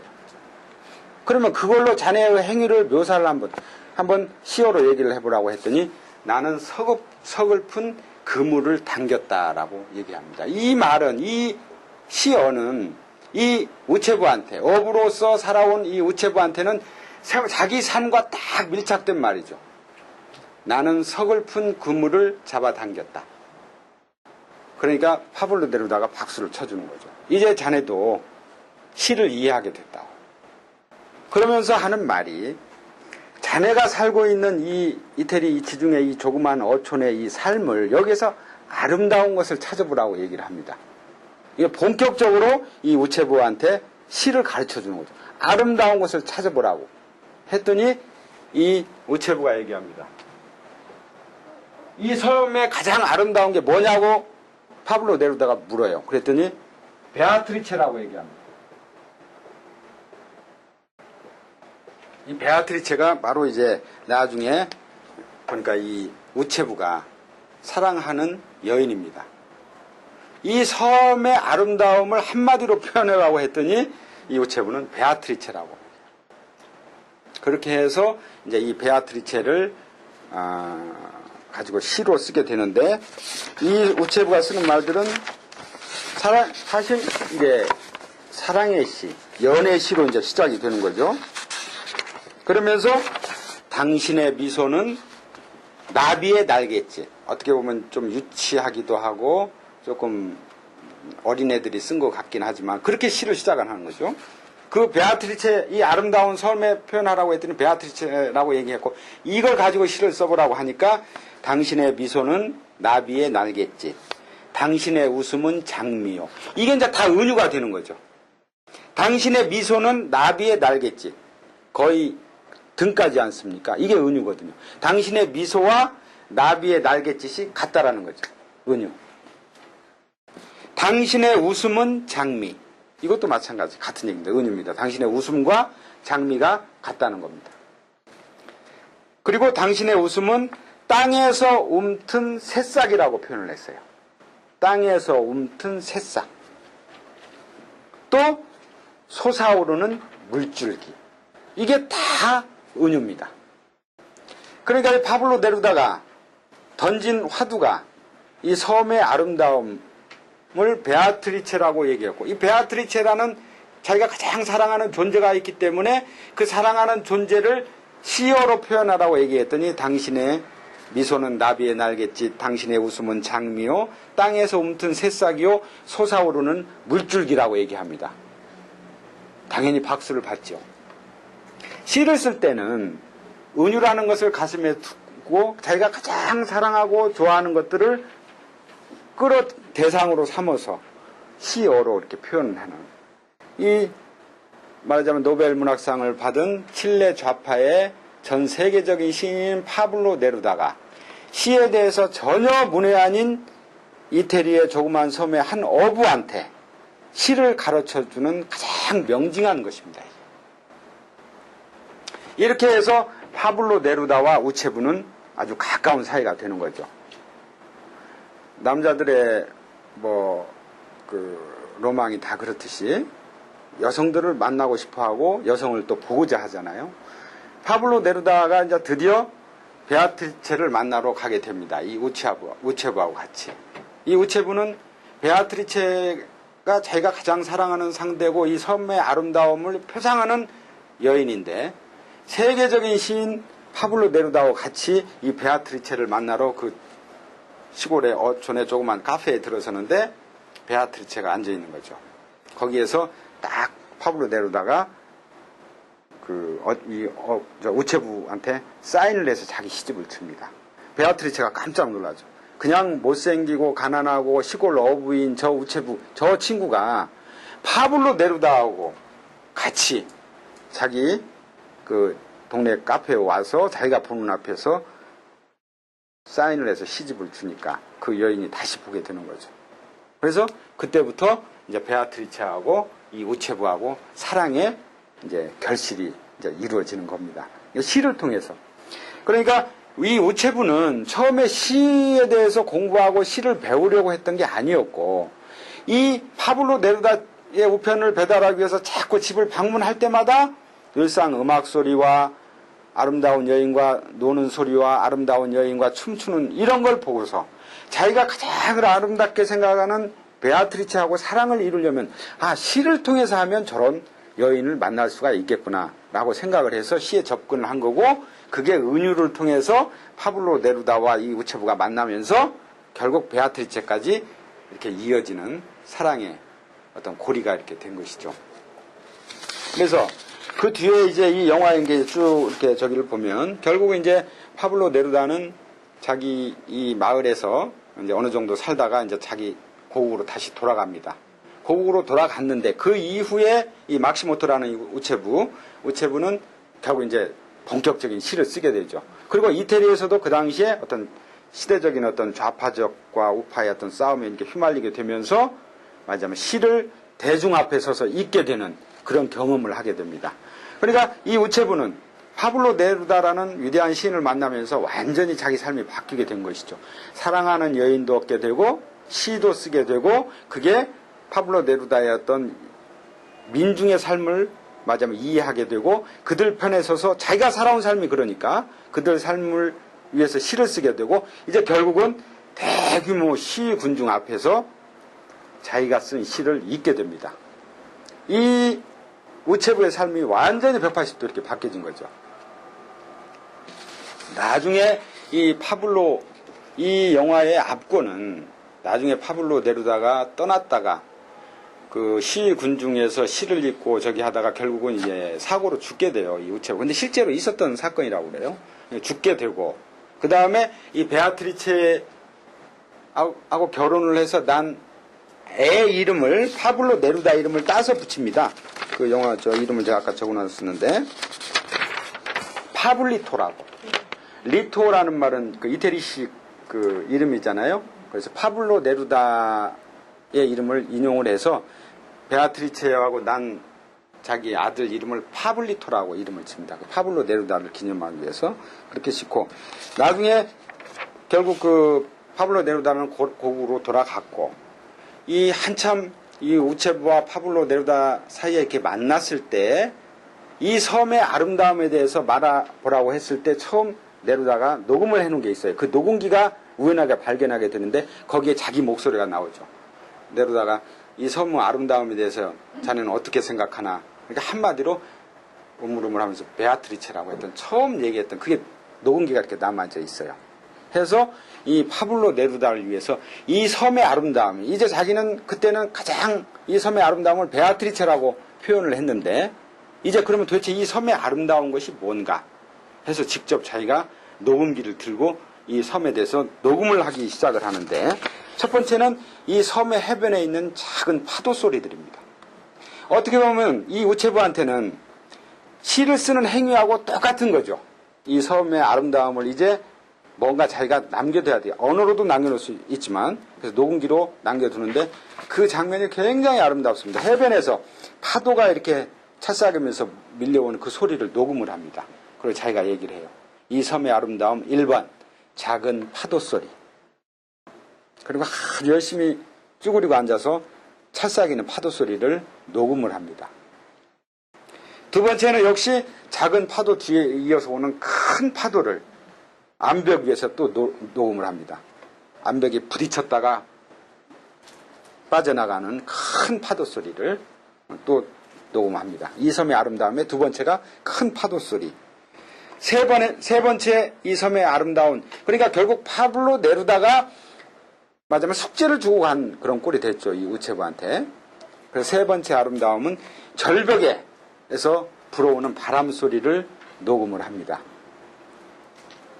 네 번째는 이 섬의 많은 나뭇가지에 부는 또 다른 바람 소리. 그걸 또 녹음을 하게 되고, 다섯 번째는 자기가 평생 아버지와 같이 어부로서 살았던 그 그물 당기는 소리를 또 녹음을 합니다.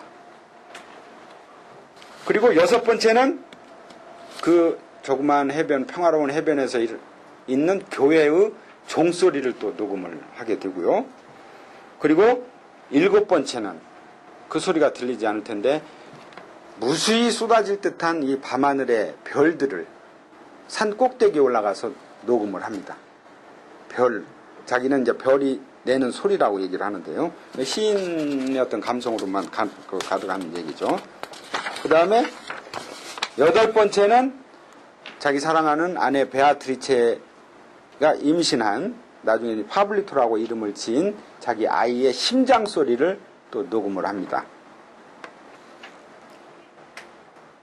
그리고 마지막으로 자기 육성으로 파블로 네루다를 위한 그리움을 얘기를 합니다. 그렇게 해서 이렇게 녹음을 이렇게 해놔요. 이 영화가 말하자면 저는 어떻게 보면 시가 은유다라는 이 한마디를 표현하기 위해서 어떤 그 이야기 스토리 전개를 이렇게 쭉 이렇게 만들어 갔는데, 파블로 네루다와의 만남에서부터 이 섬에 대한 아름다움에 대한 얘기를 하고, 시가 무엇이냐고 물었을 때 은유라고 얘기를 하고, 그 아름다움은 베아트리체로 상징되는 베아트리체를 만나서 사랑의 언어를 알게 하고, 그 다음에 마지막으로는 자기가 살고 있는 그 마을의 가장 아름다운 것들이 뭔가, 파도 소리에서부터 바람 소리, 밤하늘에 쏟아지는 별들, 이런 걸 이렇게 녹음하게 만드는, 이 영화처럼 문학 텍스트적이고 문학 교본적인 영화가 저는 없다고 생각을 합니다. 혹시 여러분들이 이 영화를 안 보셨다면 꼭 챙겨서 보세요. 요즘 볼 수 있는 요즘 올레 TV에 지나간 외국 영화에도 들어가 있을 것이고, 그 요즘 뭐 스마트폰에도 이렇게 다운을 받아서 볼 수 있는 것들이 많이 있더라고요. 그래서 여러분들은 꼭 이 영화를 보시면은 영상과 서사와 서정과 시에 대한 얘기와 뭐 그 모든 것들이 아우러진 가장 아름다운 한 편의 시를 읽는 것 같은, 그것이 여러분들이 그 영화를 통해서 여러분들 가슴에 다시 싹이 틀 거라고 저는 그런 생각을 합니다. 저는 이제 이 영화를 저도 아마 굉장히 반복해서 많이 봤어요. 저는 이제 배우들의 연기도 보고 말투도 보고 또 뭐 풍경도 보고 뭐 여러 가지 것을 이렇게 또 편집도 보고 하느라고 여러 번 이렇게 반복해서 봤는데, 이 영화의 그 파블로 네루다 역을 연기한 필립 노아레 같은 배우는 굉장히 유명한 배우죠. 지금은 죽었지만 그 필립 노아레가 또 유명한 영화가 시네마 천국이라는 영화가 있죠. 어떤 감독이 어렸을 때 그 영사실에 들어가서 그 나이 먹은 영사 기사하고 하면서 영화를 보는 그런 얘기가 있는데, 그 시네마 천국에서도 나이 먹은 늙은 영사 기사로 나옵니다. 그래서 그런 상당히 유명한 배우입니다. 필립 노아레라고 그런 배우. 그리고 이 우체부로 나왔던 배우는 막시모토라는 배우는 이태리의 국민 배우래요. 근데 이 영화를 찍고 난 뒤에 얼마 있다 죽었습니다. 그래서 이 영화의 맨 마지막 자막의 엔딩 크레딧에 보면 이 막시모토를 그리워하며라는 감독의 그 자막이 이렇게 보여요. 그리고 이제 그 베아트리체로 나왔던 여배우, 이태리 여배우 같은 경우도 굉장히 관능적인 어떤 눈빛의 여배우인데 아주 멋진 배우입니다. 이 영화를 통해서 아마 여러분들은 시와 영화와 음악과 영상과 뭐 이런 모든 것이 종합 선물 세트처럼 잘 만들어진 영화가 저는 이 영화라고 생각을 합니다. 여러분들 꼭 시간을 내서 보시면 여러분들이 생각하는 글과 뭐 삶과 영화에 대해서 잘 이해할 수 있으리라고 저는 생각이 듭니다. 야성, 날것의 이미지 뭐 이런 것들이 안 맞은 것 같아서 잘 안 보는데, 그런 만큼 김기덕 감독은 이 한국 내 충무로에서 2단아 이렇게 취급이 돼 있죠. 영화 만들기도 힘들고, 보통 김기덕 감독이 만든 영화들은 이사옥 안팎의 영화입니다. 보통 여러 가지 그 재주가 많은 친구가 아닌데, 그 친구가 그 만든 영화 중에서 혹시 여러분들이 봐야 할 영화가 있다면 수치인 불명이라는 영화가 있어요. 어느 작가나 또 어느 감독이나 수없이 많은 영화를 만들고 많은 작품을 쓰지만 사실 거기서 진짜 괜찮은 작품들은 한두 편씩은 다 있습니다. 김기덕 감독 같은 경우는 이 수치인 불명이나 봄, 여름, 가을, 겨울 있죠. 이 영화 이 두 편은 저는 한 세기까지는 아니어도 한 20, 30년 만에 한 편 정도 나올 똥말똥한 영화라고 저는 생각을 합니다. 이게 대단한 그 재능이 있는 감독이죠. 김기덕 감독이. 이 두 편의 영화 정도는 꼭 보시길 바라는데, 요즘 보니까 1,000만 관객을 넘는 영화들이 있잖아요. 지금 올해만 해도 벌써 한 5, 6월인가 그 최동훈 감독이 찍은 도둑들이라는 영화 있죠. 상당히 재밌죠. 도둑들이라는 영화. 1,000만 관객이 넘었어요. 우리 지금 남쪽 인구 한 4, 5천만인데 1,000만이가 넘었다고 한다면 굉장히 4명 중에 한 번 꼴이 다 봤다는 겁니다. 그건 대단한 그 흥행 영화인데. 최근에 이병헌 나온 광해 같은 영화. 그것도 지금 1,000만이 넘었다 그래요. 지금 올해만 해도 1,000만 관객이 넘은 영화가 지금까지 10월인데 2편이 생겼습니다. 그 이전에 제가 보니까 2009년도에 윤재균 감독이 만든 해운대 같은 영화도 1,000만이 넘었고, 그 다음에 2006년도에 2편이 있었네요. 그때도 이준익 감독의 왕의 남자, 또 봉준호 감독의 괴물, 그것도 1,000만이 넘었어요. 근데 실제로는 더 이전에 2004년도에 실미도라는 영화 있었죠. 실미도라는 영화 강철 감독, 그리고 강재규 감독이 만든 태극기 휘날리며 2004년도에 1,000만을 넘었습니다. 지금 우리 한국 영화가 이렇게 1,000만이 넘는 관객들을 가지고 있다고 한다면 한국 사람들이 굉장히 영화를 좋아한다는 거죠. 원래 영화를 가장 전 세계적으로 좋아하는 민족은 인도라는 나라입니다. 인도는 날씨가 덥기도 하지만 그 사람들 나와서 특별히 할 일 없으면 무조건 다 영화관에 가서 영화관에서 그냥 보고, 인도에서 한 해에 만들어진 영화, 우리나라에서 한 해에 만들어진 영화 보통 한 4, 50편이라고 하는데, 인도에서 한 해에 만들어진 영화는 2, 300편이 된대요. 그러니까 영화가 걸리기도 하고 못 걸리기도 하고, 조그마한 비디오 가게에 그냥 시장으로 나왔다가 그냥 없어지기도 하고. 그래서 지금 우리 한국에서는 이렇게 1000만 관객이 넘는 영화들이 이렇게 나오고 있고, 또 제가 이제 보니까 1000만이 넘는 독자들을 가진 작가들도 있잖아요. 뭐 저도 젊었을 때 상당히 그 좋아했던 작가입니다만은, 뭐 지금은 좀 그렇지만, 이문열이라는 작가. 이문열 선생 같은 경우도 사실 1000만이 넘는, 그 당시에 80년대, 90년대에 넘는 작가가 됐고, 그 다음에 이제 뭐 조정래 선생 같은 경우 태백산맥, 아리랑, 한강 쓰신. 이 조정래 선생은 제가 젊었을 때 한국문학으로 데뷔를 하고 난 뒤에 시상식 때 갔는데, 그때 당시에 한국문학 주간을 하고 계셨고, 그 이 조정래 선생 사모님 부인 되시는 김초혜 선생이 편집장을 하고 있었어요, 한국문학에.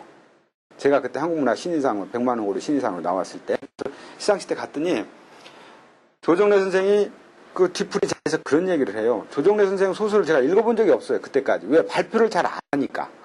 물론 젊었을 때 데뷔하고 난 뒤에 작품 발표를 거의 안 하고 그냥 한국문학의 주관으로 계셨어요. 그 뭐 하고 계시는가 했더니, 그때 당시에 이분이 그런 얘기를 했어요. 자기는 한국의 대하소설 작가가 되고 싶다고. 물론 박경리 선생의 토지가 있었죠. 그 당시에 우리 젊었을 때도 뭐 제가 20대 때도 그랬습니다만은, 세계 3대 장편이라고 그러면 그 프랑스의 마르셀 프루스트의 잃어버린 시간을 찾아서가 있죠.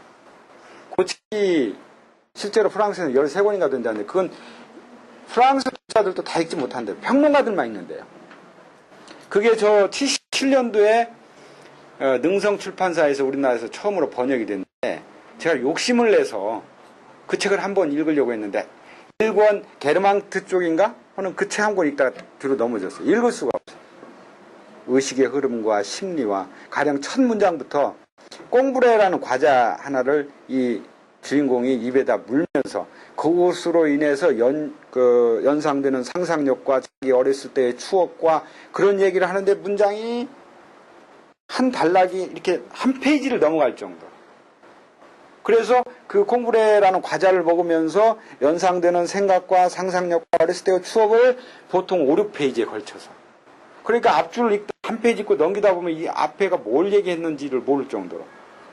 그렇게 했던, 그 당시 어떤 프랑스 문학의 어떤 흐름이라고 하는 의식의 흐름이라는 소설 형식인데, 그런 잃어버린 시간을 찾아서와, 또 우리 저 70년대, 80년대는 우리 한국에 번역될 수 없는 소설이죠.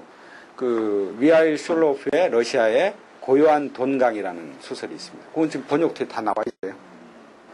그리고 또 한 편의 장편을 얘기하면 또 장 크리스토프 뭐 이렇게 3권의 그 소설이 전 세계적으로 3대 장편에 들어가는데, 조정래 선생이 그때 그런 얘기를 했어요. 한국에는 제대로 된 장편이 없다. 그래서 당신은 장편을 쓰신다고 하더라고요. 무슨 얘기를 씁니까? 그랬더니 우리 한국사에 관한 얘기를 쓴다고 하더라고요. 그게 나중에 보니까 결국 태백산맥으로 이렇게 나오게 됐는데, 조정래 선생님 대단하신 분이죠. 그분도 30대에서부터 50대까지 한 20년 이상을 자잘한 단편 같은 거 쓰지 않고 태백산맥에 온 시간과 정열과 이걸 다 바친 거죠. 대단하신 겁니다. 그게. 그런 조정래 선생 같은 경우 1000만 관객을 가지고 있는 독자고,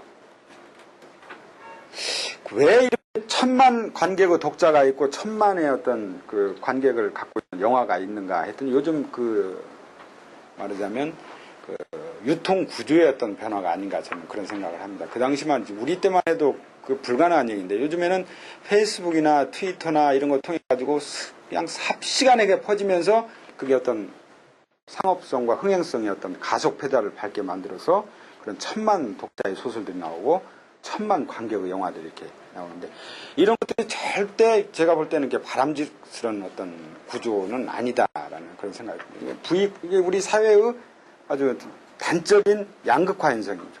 부익부, 빈익부. 그러니까 소설에서 1000만 관객을 가지고 있는 작가가 있는가 하면 평생 소설 한 권 써서 팔리지 않는 작가가 있잖아요. 많습니다, 사실. 시인들도 마찬가지로. 유명한 뭐 정호승 선생, 안도연, 김용택, 소위 말하는 대중들이 많이 읽는 그런 시인들이 있는가 하면 전혀 그렇지 못한 시인들도 많이 있잖아요. 근데 이게 골고루 좀 섞여서 저희가 돼야 되는데 이게 너무 우리 사회의 어떤 양극화 현상이 심하다. 저는 이제 문학 가지고는 그렇게 못 느꼈어요. 한 1000만 관객이 독자가 있으면 그럴 수 있겠다라고 생각을 했는데 제가 영화판에 와 보니까 그걸 제가 알게 더라고요. 영화가 100억 이상의 어떤 블록버스터 영화들을 만들어서 요즘 멀티플렉스 영화관 있잖아요. 메가박스라든가 롯데 시네마, CJ니 한 10개, 12개 이상의 어떤 상영관을 가지고 있으면서 어떤 특정 영화를 8, 9개 스크린을 싹 점령을 해버려요. 그러면 다른 영화들이 비집고 들어갈 틈이 없죠. 관객한테 보여줄 수 있는 기회가 없는 겁니다. 그래서 이제 그걸 문화관광문화영화진흥위원회에서 알아서 각 지역마다 무슨 독립영화관 뭐 이런 거 하나씩 지어서 그쪽을 통해서 유통을 시키기는 합니다만은 그렇게 해서 영화라는 게 어떤 감독이 영화를 한 편 만들어서 다시 다른 영화를 만들 수 있도록 재투자가 돼야 되는데 그런 구조가 전혀 안 되는 거죠. 오히려 1000만 이상의 어떤 관객을 가진 감독들한테는 수많은 투자사와 금융권과 이런 데서 돈을 보따리 들고 서 있습니다. 왜? 우리 돈 갖다 영화 만드시라고. 그러면 1년 뒤에 투자한 만큼의 몇 배의 수익을 올리니까 그건 주식이나 부동산이나 다른 어떤 것보다도 바로 현금화가 돼서 나오니까. 그렇게 해서 1000만 이상의 관객들을 갖는 감독들 앞에서는 원활하게 투자가 되고 그러지 않고 제가 조금 전에 말씀드렸던 2, 3억의 영화들 김기덕 감독도 마찬가지고 또 홍상수 감독 그 홍상수 감독 영화도 기껏해야 한 7, 8억 정도의 그 버젯의 영화입니다. 2년에 한 번씩 꼭 영화를 만들잖아요. 홍상수 감독도. 근데 이 홍상수 감독 영화도 김기덕 감독의 영화도 보면은 퍽 문학적이에요. 많이들 보셨겠습니다. 홍상수 감독 영화 보면은 굉장히 저는 문학적이라고 생각을 합니다. 그 홍상수 감독이 소설을 쓰면 아주 그 독특한 소설을 쓸 것 같은 그것을 다만 영상으로 표출하고 있을 뿐이다. 그런 생각을 저는 하고. 김기덕 감독 같은 영화, 그 감독도 제가 볼 때는 그 소설이나 시를 썼으면 아주 괜찮았을 친구인데 돈 들어가고 제작비가 있어야 되고 그 제작비를 걱정하는 그런 영화판에서 그런 시스템에 있다 보니까 이단화가 되고 자꾸 밀리고 그런 현상이 나오지 않는가. 이게 어떤 우리 문화에 지금 이 시점에 어떤 우리 문화에 어떤 극명한 양극화 현상이 아닌가 저는 그런 생각이 들거든요. 시를 쓰고 제가 처음에 그런 얘기를 했습니다만 시를 쓰고 영화를 하건 그림을 그리고 음악을 하든 뭔가 성취감이 있어야 됩니다. 그 성취감이라는 게 뭐예요? 내 시를, 내 영화를, 내 그림을 많은 사람들이 봐주고 즐기고 향유해 줘야 오는 그 생산자로서의 성취감이 있잖아요. 그걸 그렇지 못한 경우 재능이 뛰어난데 평생 그러지 못하고 가는 작가들도 많이 있지 않습니까? 나중에 사후에 유명한 망고 같은 화가도 있지만 우리 분단에서 참 불행한 시인을 제가 2명을 제가 가까이에서 봤는데 참으로 불행한 삶을 산 그러나 작품은 뛰어났어요. 그 2 사람을 꼽으라고 한다면 저는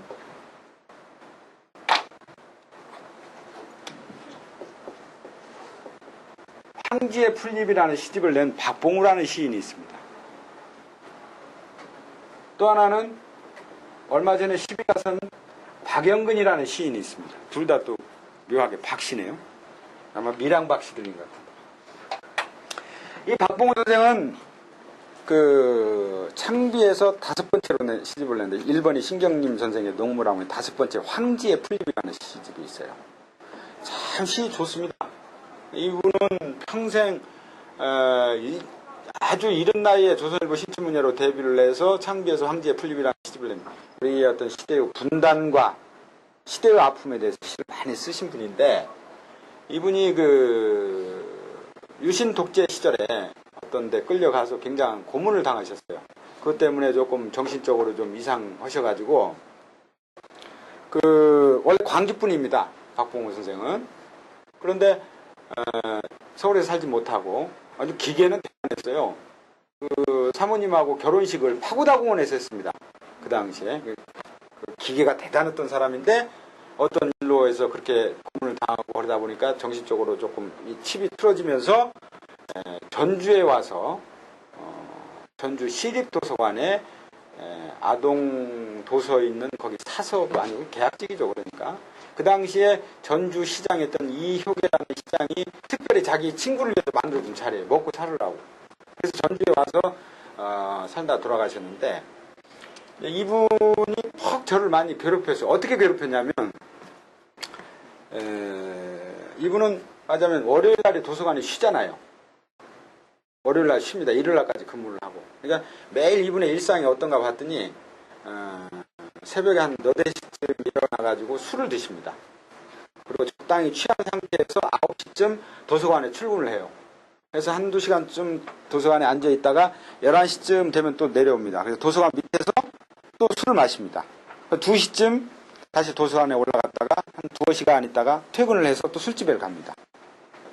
그러니까 서울 인사동에 그 누구죠? 천상병 선생이 있었다면 전주에 박봉호가 있었습니다. 그렇게들 흔히 많이 얘기했거든요.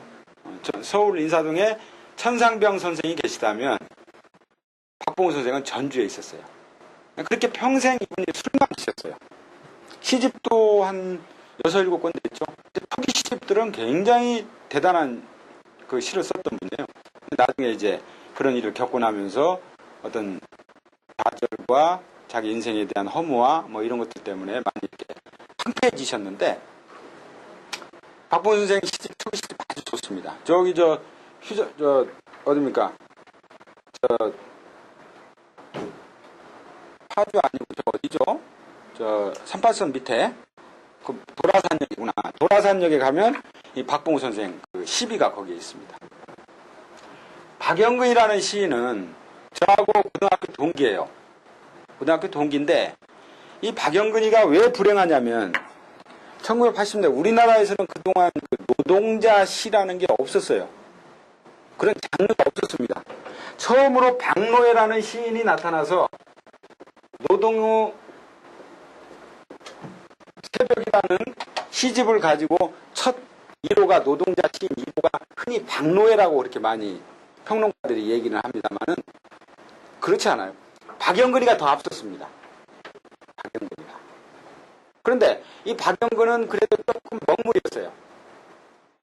그리고 고등학교 2학년 때 학교를 자퇴하고 구로공단에서 일하면서 말하자면 소위 말하는 노동운동을 한 거죠. 그래서 이 박영근이가 낸 첫 시집이 그 취업 공고판 앞에서입니다. 그 취업 공고판 앞에서라는 그 시집이 제가 볼 때는 우리 한국 시단의 노동자 시집 1호라고 저는 평가를 하고 있는데 그렇게 해서 그 노동자 시인 시집이라는 노동자 시라는 시가 처음 팻말을 달고 시작해서 불과 한 3, 4개월 만에 느닷없이 박노해의 노동운 새벽이 나옵니다. 박노해의 노동운 새벽은 그 당시에 한겨레니 어디 신문에서 엄청나게 광고를 해버렸어요. 광고를. 그래서 이 시집이 취업 공고판 앞에서 밀려버렸어요. 그래서 박노해 시인이 노동자 시인 1호라고 그렇게 흔히들 많이 얘기를 하거든요. 이 두 사람은 진짜 불행한 시인으로서의 불행한 삶을 살다 간 사람들입니다. 이 친구는 박영근이라는 시인은 저하고 아주 고등학교 때부터 친한 친구였는데 어느 정도 무모하냐면 제가 그 당시에 전주에 있을 때인데 서울 인사동에 있는 데서 술을 먹고 취하면 여기도 술을 많이 드신 분이고 여기도 술 하면은 둘째가라면 서러워할 정도인데 그냥 그 술집에서 그 당시만 해도 핸드폰도 아무것도 없잖아요. 그냥 술집에서 전화를 합니다. 저희 집으로. 그리고 해서 전주에 온다 그래요. 그러면은 어떻게 올 건데? 그건 걱정하지 말라고. 그러고 나면은 숙제에서 택시를 타고 그냥 전주까지 옵니다. 무모하죠. 그 시각에 밤 10시에 출발해서 타고 오면은 새벽 1시인데 그렇게 해서 저를 굉장히 많이 괴롭혔어요. 그 택시비는 어떻게 할 거며 오면 2, 3일 주야장창 술 먹는 술값은 어떻게 할 거며 그것을 같이 동행한 친구가 제가 조금 전에 오 교수 방에서 있으면서 책을 이렇게 보다 보니까 이재무라는 시인 시집이 나오더구만요. 이재무하고 단짝이었습니다. 이재무하고 아주 단짝이었는데 나중에 보니까 박영근하고 이재무가 그렇게 전주에 이렇게 퍼왔었어요. 그래서 나중에 그 이재무가 어느 글에다 쓴 걸 보니까 지금은 뭐 영화 감독으로서 활동하고 있는 백악기 시인을 퍽 젊은 날 괴롭혔다라는 어느 글을 제가 본 적이 있어요. 양심은 있구나라는 그런 생각이 드는데, 이 박영빈이라는 시인이 제가 볼 때는 거의 천재적 시인이었어요. 제가 볼 때. 왜냐하면 고등학교 때 우리가 이렇게 같이 그 근래라는 고등학교 동인에서 그 모임을 하고 그랬었는데 대단했었습니다. 도대체 어디에서 그렇게 영감과 시상과 언어와 대단 놀랄 정도로 대단했던 시인인데 결국 그렇게 불행하게 노동자 시인으로서의 삶을 살다가 취업 공고판 앞에서 뭐 대열, 김미순전 거의 뭐 노동에 관한, 나중에 보니까 인천 쪽에서 그 노동운동하고 죽기 얼마 전에는 그래도 사람다운 삶을 조금 살은 것 같아요. 그 동네에 그 아이들, 엄마 아빠가 다 일 나가고 없는 아이들이 모아놓은 거기 가서 글을 가르치고 했었다고. 그게 조금 사회적으로 좀 좋은 활동을 한 것 같아요. 박봉우 선생은 평생을 그렇게 도서관에서 그렇게 술만 먹다가 돌아가셨어요. 그런데 이 박봉우 선생이 3월 2일 날 아침에 돌아가셨는데 3월 1일 날이 3일째라 휴일이잖아요. 제가 그 늘상 저쪽에서 박봉우 선생이 걸어오면은 제가 이쪽 가다가도 피해갑니다. 왜냐면 여러 가지로 불편한 것이 많기 때문에. 근데 그날은 이상하게 보니까 평생 술만 취해가지고 돌아다니던 이 양반이 3월 1일날 휴일날에는 깨끗하게 와이셔츠를 입고 그렇게 봉두난 말이 머리를 잘 빗고 면도까지 하셨더라고요. 그리고 당신이 사는 집 동네에서 쓰레기를 버리러 나오는 건지는 모르겠는데 아무튼 나오시다가 들어가시는 걸 제가 마지막으로 봤는데, 그리고 다음날 맞으면 그 새벽에 술 마시고 돌아와서 주무시다가 그대로 가셨대요. 예. 죽을 복은 타고나신 양반이죠. 고통스럽게 가지 않고. 술 많이 드시면 간이 안 좋아질 텐데, 그다음 이분은 그냥 주무시다가 편히 가셨대요. 내가 이 박봉우 선생은 전주에 있으면서 그 어른이고 저기서 잘 제가 그 보필이라고 해야 되나 잘 많이 도와드렸습니다. 그 애들이 삼형제가 있는데 삼형제를 제가 이렇게 취업도 시키고 결혼하는데 도와주기도 하고 뭐 이렇게 했습니다. 그래서 박봉우 선생은 사실 이 전주의 문인들뿐만이 아니라 서울의 문인들한테도 퍽 패를 많이 끼쳤어요. 아까 천성병 선생이 몇 산 가서 돈 술값에서 1,000원, 2,000원 받듯이 박봉우 선생도 전주 시내 돌아다니면서 아는 누구한테나 손을 벌려서 돈을 이렇게 받아갔습니다. 이제 이분하고 제가 고등학교 때부터 뵈서 돌아가실 때까지 제가 뵀으니까 한 굉장히 오랜 시간을 뵀죠. 그리고 난 뒤에 돌아가시고 난 뒤에 여러분들이 박봉우 선생에 대한 추억을 쓰시는데 제가 보니까 제 기억으로는 별로 이 박봉우 선생을 도와주는 분들이 없는 분들이 열심히 박봉우 추모에 대해서 시를 쓰고 박봉우에 관한 글을 쓰고 하시더라고요. 그래서 제가 어느 날 그러면 박봉우 선생에 관한 글을 내가 한번 써볼까 해서 제가 한 일주일 만에 한 400글을 썼는데 그게 이제 박봉우 평전입니다. 일주일 만에 아침 저녁으로 제가 썼어요. 그래서 내 가슴에 남아있는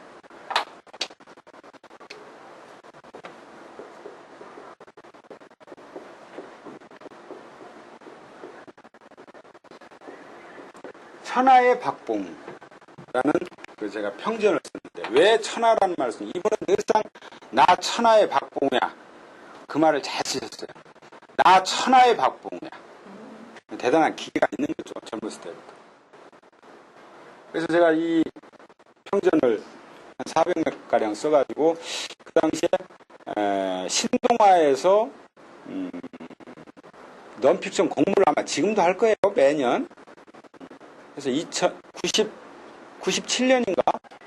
그 해에 제가 이걸 저 신동아에다가 던졌는데 당선이 됐습니다. 그래서 이걸 신동아에 있는 독자들이 또 많아요. 그래서 이걸 보고 그 뒤로는 박봉우에 관한 그 모든 이야기들이 싹 잠잠해졌어요.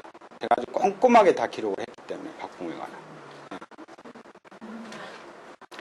시인으로서 살다 보면은 파블로 네루다처럼 또 뭐 유명한 뭐 보리스 파스테르나크죠? 보리스 파스테르나크도 시인 겸 소설가였어요.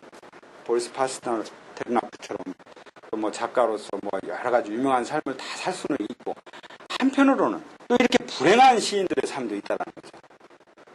천만 관객 그 독자를 가지고 있는 작가가 있는가 하면 이렇게 불행하게 살아가는 작가들도 있고, 제가 볼 때는 작가들이나 소위 예술을 하는 사람들 가슴 속에는 이것 때문에 그렇게 열정과 고통이 있는 것 같아요. 불과 얼음. 이거 없으면 못합니다. 이것을 어떻게 보면 양비론 같은데, 이 불과 얼음이 가슴에 내면에 가득 차야 글을 쓸 수가 있고, 그림을 그릴 수가 있고, 음악을 할 수가 있고, 뭐 영화를 할 수 있고, 소위 말하는 우리가 얘기하는 예술이라는 것. 이게 불과 얼음으로 내 가슴에 내재되어 있는 사람들이 하는 어떤 삶의 모습 같아요. 제가 볼 때. 여러분들 여기서 저 글을 쓰시고 또 그런 삶을 또 지향하시는 분들도 있고, 그냥 취미로 또 생각하시는 분들도 있고 한데, 결국 그 문학이라는 게, 또 영화라는 게, 또 예술이라는 게 제가 설명한 삶의 윤활유 같지만 철저하게 우리 내면에 있는 이 불과 얼음에 의한 그것이 어떤 그 표출이 아닌가라는 제가 그런 생각을 합니다. 제가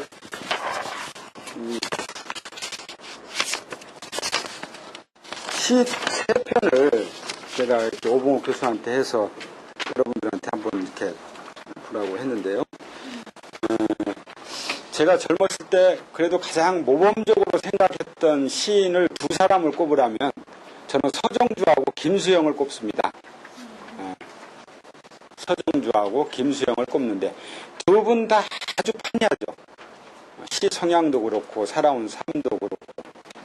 근데 여기에 나와 있는 이 풀리는 한강가에서와 그 다음에 이 김수영의 헬리콥터는 시의 어떤 한 장르를 극명하게 대비를 하고 있다고 생각이 돼서 제가 여기다가 한번 여러분들한테 한번 읽어보시라고.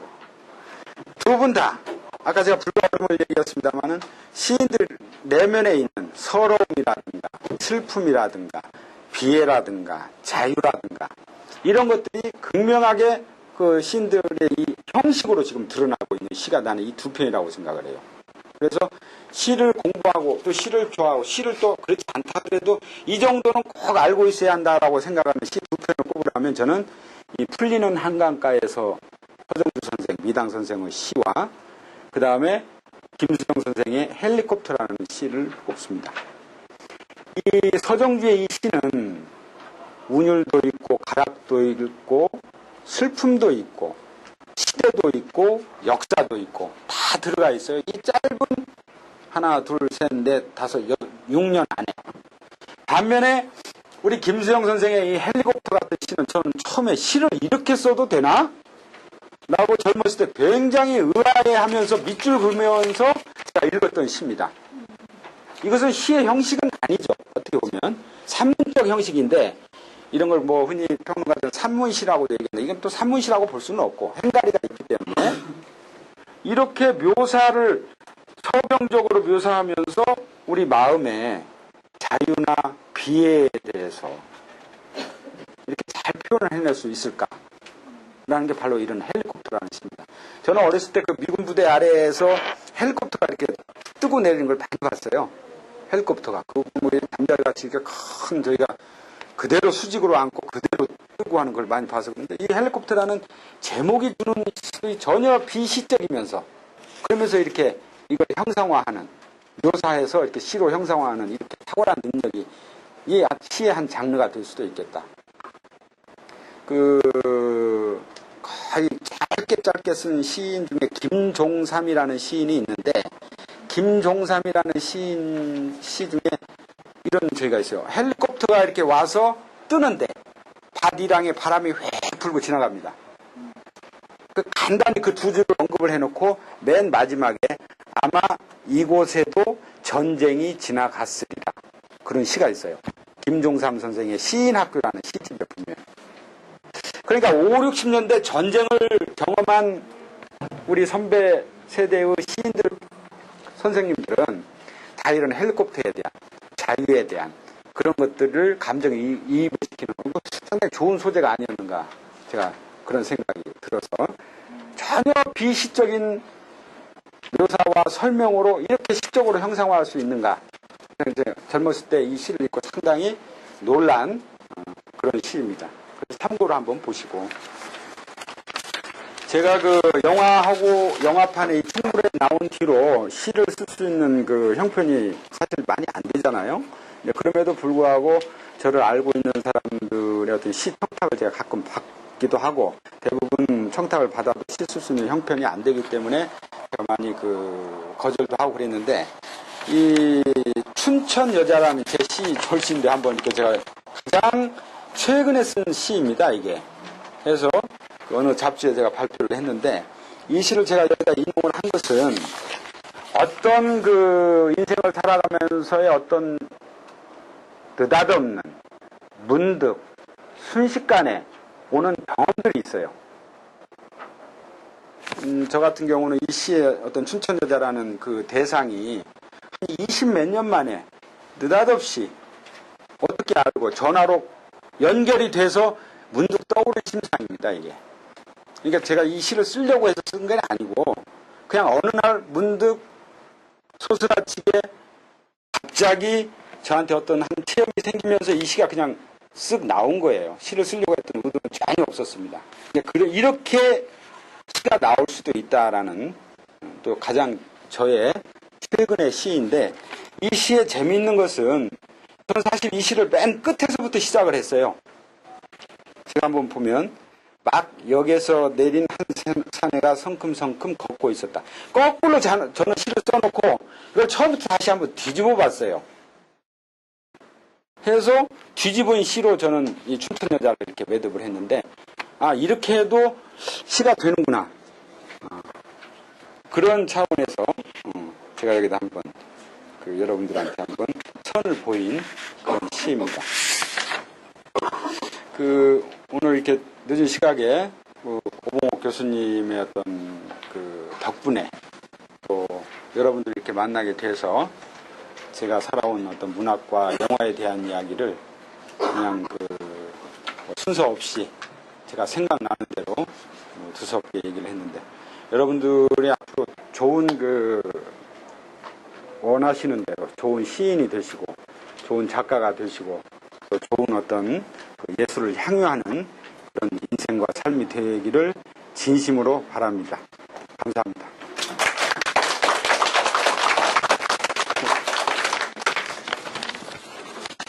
혹시 궁금한 거 있으면 한두 사람만.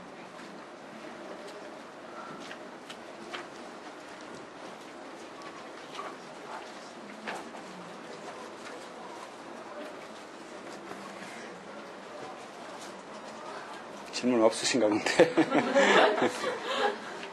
예. 그 시도 하시고 영화도 하시고 또 다양한 하시는 것 같은데 제가 조금 이렇게 그래서 나는 어떤 사람이고 나는 어떻게 사람들한테 표현을 비춰지는가? 비춰지는 것보다 나는 나를 한마디로 표현해서 나는 어떤 사람이고 싶다. 나는 게 궁금하고. 그러니까 제가 지금까지 이렇게 그 참 어려운 그러니까 그 어떤 우리가 개인이나 인생을 이렇게 만나게 될 때 저 사람의 어떤 스펙트럼을 가지고 혹은 직업 평생 하나의 직업만 가지고 사신 분도 있을 것이고 저처럼 이렇게 문학과 영화를 이렇게 같이 가지고 사는 분도 있을 것이고 또 저보다 더 다양한 삶을 가지고 사는 사람도 있을 텐데 저는 그냥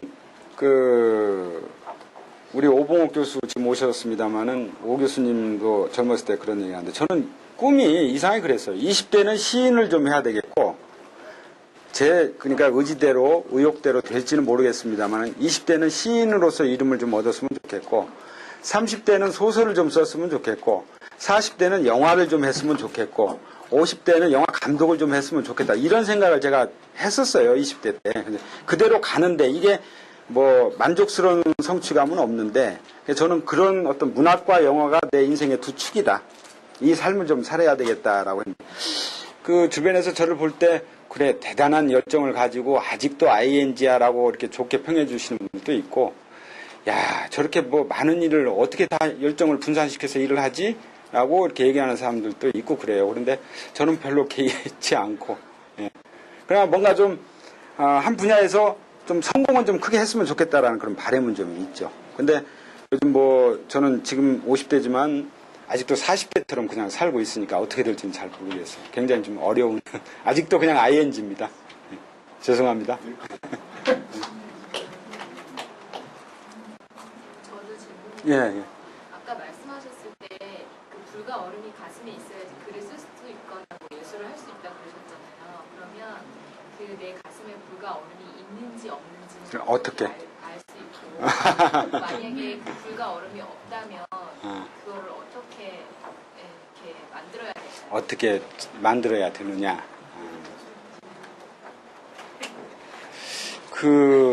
제 가슴 속에 제가 이렇게 지금까지 살아오면서 이렇게 보니까 제 가슴에 불이 엄청나게 많다는 걸 제가 느껴요, 때로. 어떤 책을 집중해서 읽을 때, 어떤 글을 또 집중해서 쓸 때, 또 영화 현장에서의 어떤 일들을 제가 겪을 때 보면 굉장히 뜨거운 열정이 내 안에 있구나라는 걸 제 스스로 느껴요. 그냥 평소에는 잘 모르는데 그런 걸 제가 많이 느꼈고, 또 한편으로는 그런 일을 하지 않고 있을 때는 아주 차가운 어떤 얼음 같은 사람이 좀 제가 됩니다. 그래서 이것이 잘 계속 불로만 갈 수도 없고 계속 얼음으로만 갈 수도 없고, 이 불과 얼음이 잘 뒤섞여야 창조적인 에너지의 원천이 되지 않는다라고 이렇게 저는 그런 생각을 하고요. 그러면 본인이 그런 것이 없다, 이거 어떻게 만들어야 되느냐? 그것은 저도 잘 모르겠고, 그냥 많은 경험을 좀 하시고, 많은 책을 읽으시고, 많은 인생에 대한 그것도 여성분인데 또 많은 체험을 하라면 그것도 참 제가 제 젊었을 때의 경험 중에 하나가, 저는 내 가슴에 불과 얼음을 치유하는 방법 중으로 이렇게 걷기를 많이 했어요. 그냥 뭐 집 동네 걷는 게 아니고, 그냥 등산하는 게 아니고, 저는 부산도 몇 번 왔다 갔다 했고, 걸어서. 그냥 한 15일, 16일 걸렸어요. 옛날 어른들은 한 100리를 걷는다고 하거든요. 40km.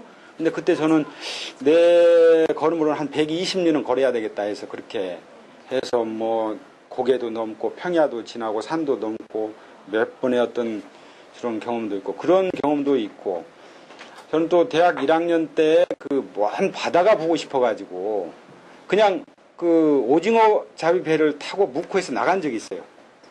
해서 저 러시아 공해선상까지 가서 오징어 잡이도 한번 해보고, 그것이 내 어떤 문학의 원천도 좀 됐고, 스스로 제가 그런 걸 좀 만들었던 것 같아요. 그냥 일상적인 어떤 평안한 삶으로서는 도저히 내 불과 얼음을 이렇게 표출해낼 수 있는 그런 게 없어서, 그래서 그런 걸 또 많이 깨우치기도 하고 그랬던 것 같습니다. 질문 없는 걸로 하고 여기까지 하겠습니다. 감사합니다.